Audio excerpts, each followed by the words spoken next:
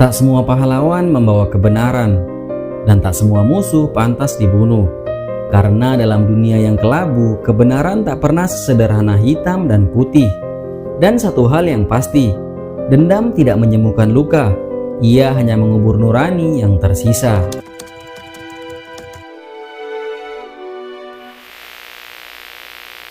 Di dalam sebuah mobil tua yang terparkir di tepi pantai, duduk seorang pria yang hidup seperti hantu. Ia bukan pelarian, bukan tunawisma biasa. Ia adalah seseorang yang kehilangan segalanya, dan diam-diam menyimpan dendam bertahun-tahun lamanya. Dialah Dwight, seorang pria yang hidup menyendiri, tinggal di dalam mobil tua yang setiap hari ia kendarai, menyusuri jalanan dekat pantai. Rambutnya gondrong, pakaiannya juga kotor, dan wajahnya seperti seseorang yang kehilangan segalanya. Ia tampak seperti tunawisma yang lemah dan tidak berdaya. Untuk bertahan hidup, Dwight mencari makanan dari tempat sampah. Sesekali ia mandi di rumah orang lain saat pemilik rumah sedang tidak ada.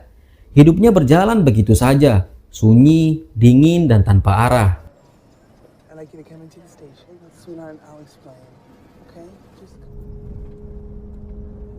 Sampai suatu hari ia dipanggil ke kantor polisi.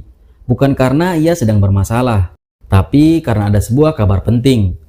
Polisi memberitahu bahwa dalam beberapa hari ke depan, seorang pria bernama Wade akan dibebaskan dari penjara.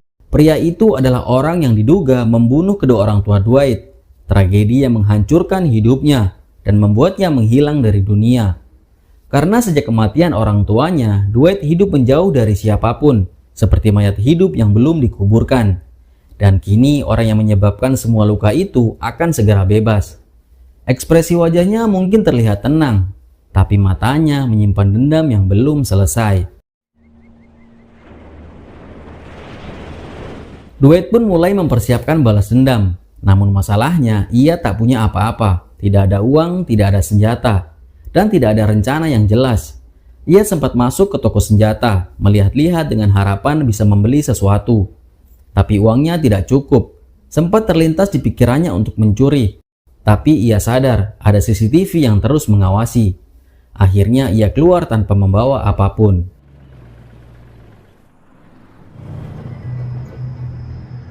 Beberapa waktu kemudian, Dwight berhasil mencuri sebuah mobil. Di dalamnya ia menemukan sebuah pistol. Tapi sayangnya pistol itu dalam keadaan terkunci.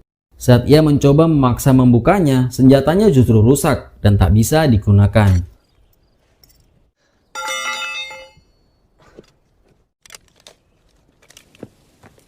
Singkat cerita, hari pembebasan Wade akhirnya tiba. Keluarganya datang menyambut dengan wajah bahagia. Dari kejauhan, Dwight ikut mengamati dalam diam. Ia mengikuti mobil yang membawa Wade dan keluarganya, sampai mereka tiba di sebuah tempat yang tampaknya sudah disiapkan untuk menggelar acara kecil. Sebuah pesta sederhana untuk menyambut Wade yang baru saja keluar dari penjara.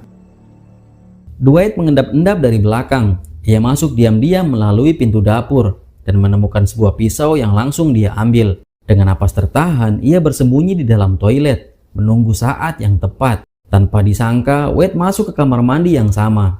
Setelah mengumpulkan keberaniannya, Dwight langsung menyerang. Meski sempat mendapatkan sedikit perlawanan, tikaman di kepala membuat Wade tewas seketika.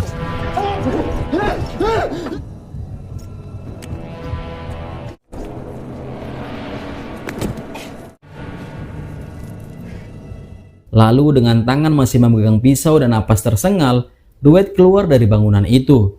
Tapi bukan langsung pergi, emosinya belum reda.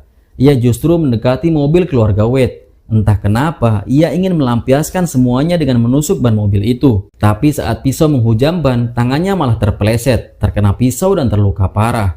Sakit dan panik, Dwight hendak melarikan diri, tapi mobilnya tidak bisa ia gunakan, karena kuncinya tertinggal saat ia berkelahi dengan Wade. Tak ada pilihan lain. Dwight pun mencuri mobil milik keluarga Wade dan langsung kabur meninggalkan tempat itu.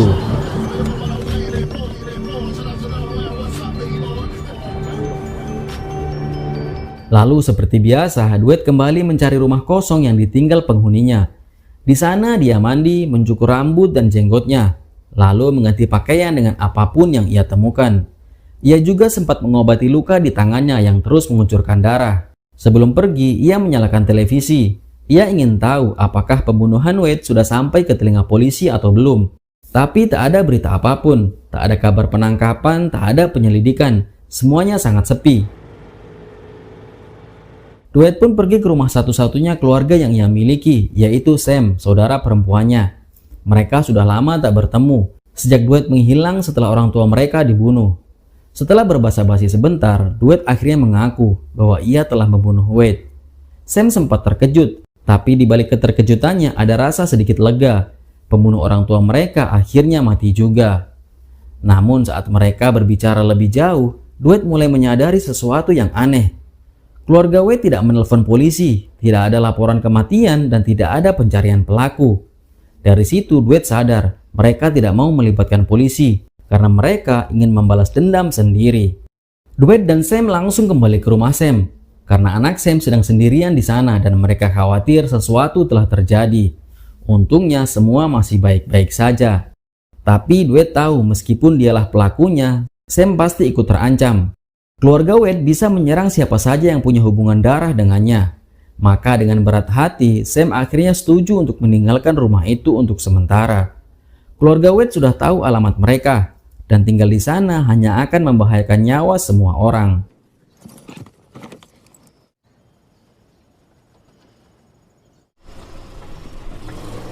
Dan Dwight memutuskan untuk tetap tinggal. Ia ingin berjaga-jaga kalau serangan benar-benar datang. Dan ternyata dugaan itu benar. Malam harinya, dua pria datang mengendap di sekitar rumah. Yang satu membawa senjata api, satunya lagi membawa panah. Mereka bergerak perlahan, mengincar dari kejauhan. Dwight yang sama sekali tak punya senjata hanya bisa bersembunyi. Ia bergerak pelan di dalam rumah, bermain kucing-kucingan dalam gelap, menghindari suara dan langkah kaki.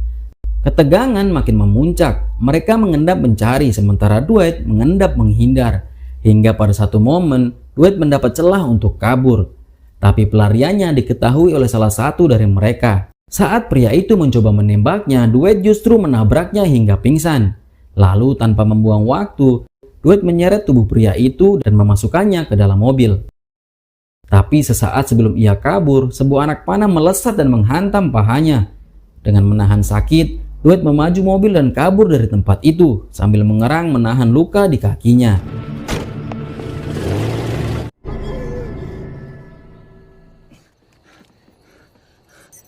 Di sebuah tempat tersembunyi, Dwight menurunkan pria yang tadi ia tangkap. Dia adalah Teddy. Tubuh Teddy ia pindahkan ke bagasi, sementara Dwight yang masih kesakitan harus berjuang sendiri. Ia memotong anak panah yang masih menancap di pahanya dengan penuh penderitaan. Lalu pergi ke sebuah toko untuk membeli perlengkapan medis. Sesampainya di tempatnya tadi, ia mencoba mencabut sisa anak panah yang tertinggal. Tapi rasa sakitnya tak tertahankan. Usahanya gagal.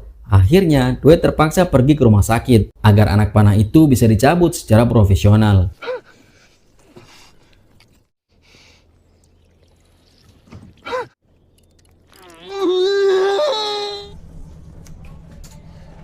Setelah operasi selesai dan efek biusnya mulai menghilang, Dwight malah kabur dari rumah sakit, masih dengan luka segar dan kondisi tubuh yang belum pulih sepenuhnya. Tujuan berikutnya adalah menemui teman lamanya, seorang pria bernama Ben. Setelah mencari dan menunggu, Dwight akhirnya bertemu dengannya.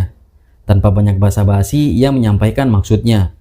Ia butuh senjata, karena saat ini dia sedang berada dalam masalah yang besar. Ben tak banyak bertanya, ia membawa Dwight ke rumahnya. Dan ternyata Ben menyimpan begitu banyak senjata. Dwight disuruh memilih satu yang bisa ia gunakan. Karena Ben tahu Dwight tak punya pengalaman menembak, ia juga menawarkan lahan belakang rumahnya sebagai tempat latihan.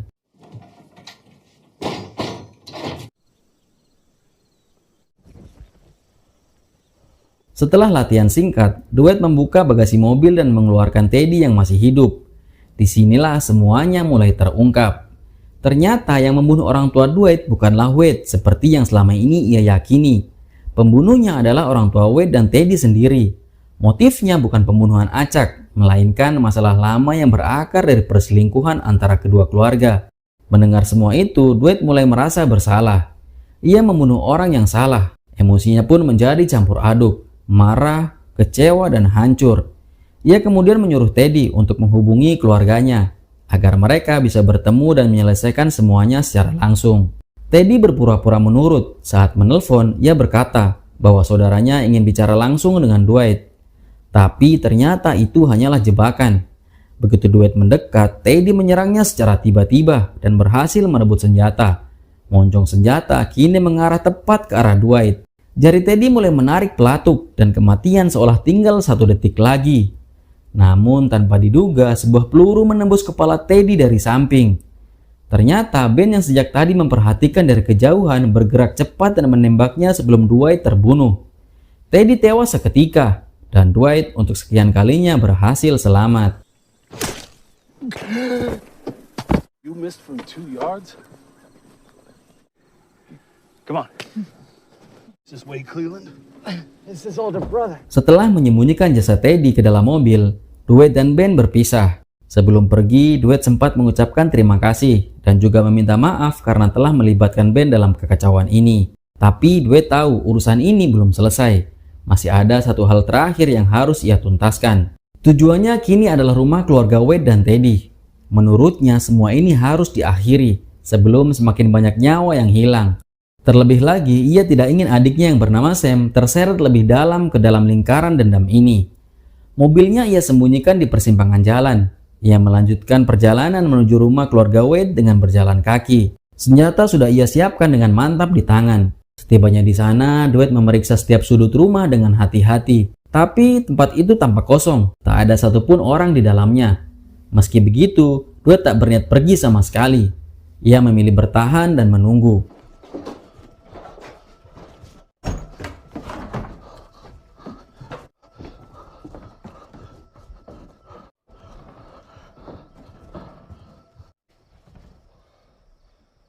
Semua senjata yang ia temukan di rumah itu ia kumpulkan, lalu dibuang ke danau agar tak bisa digunakan siapapun. Malam itu ia menunggu dalam diam. Ia memilih posisi strategis, tempat yang memudahkannya untuk mengeksekusi siapapun yang masuk.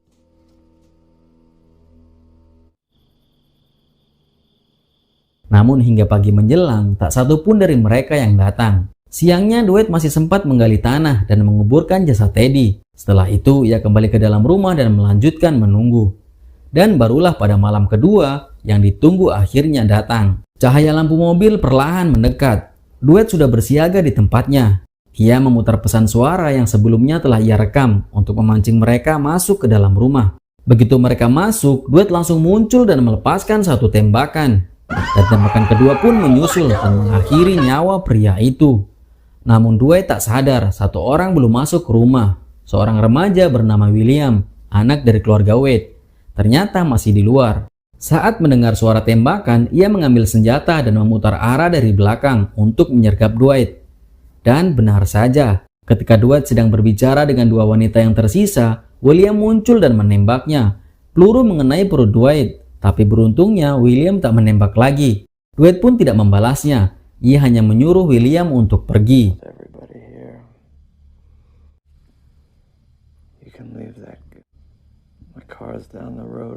Ternyata Dwight tahu siapa William sebenarnya. Ia adalah anak hasil perselingkuhan antara ayah Dwight dan ibu dari keluarga Wade. Jadi secara teknis, William adalah saudara tirinya. Itulah mengapa Dwight membiarkannya hidup. Namun kedua wanita yang tersisa tidak melakukan hal yang sama. Mereka mencoba menyerang Dwight saat ia terluka parah. Salah satunya berlari ke arah Dwight, mencoba menyerangnya secara langsung. Sementara yang satu lagi mengambil senjata yang tersembunyi di bawah sofa. Dalam sekejap, rumah itu berubah menjadi ladang tembak. Peluru dilepaskan membabi buta. Dwight pun membalas tembakan dengan sisa tenaganya. Dentuman terakhir mengakhiri semuanya. Tubuh ketiga orang itu roboh hampir bersamaan. Dua wanita dari keluarga Wade tergeletak tak bernyawa. Sementara Dwight masih hidup, tapi sangat sekarat. Darah mengalir deras dari luka tembaknya. Tubuhnya lemas dan napasnya sangat berat. Ia menatap kosong ke langit-langit, seakan pikirannya melayang, entah kemana. Mungkin pada rasa bersalahnya, mungkin juga pada adiknya Sam. Atau mungkin ia hanya berharap semuanya benar-benar telah berakhir. Layar perlahan memudar, meninggalkan satu pesan yang tersisa, bahwa dalam dendam tak ada pemenang. Yang tersisa hanyalah kehampaan. Film pun tamat.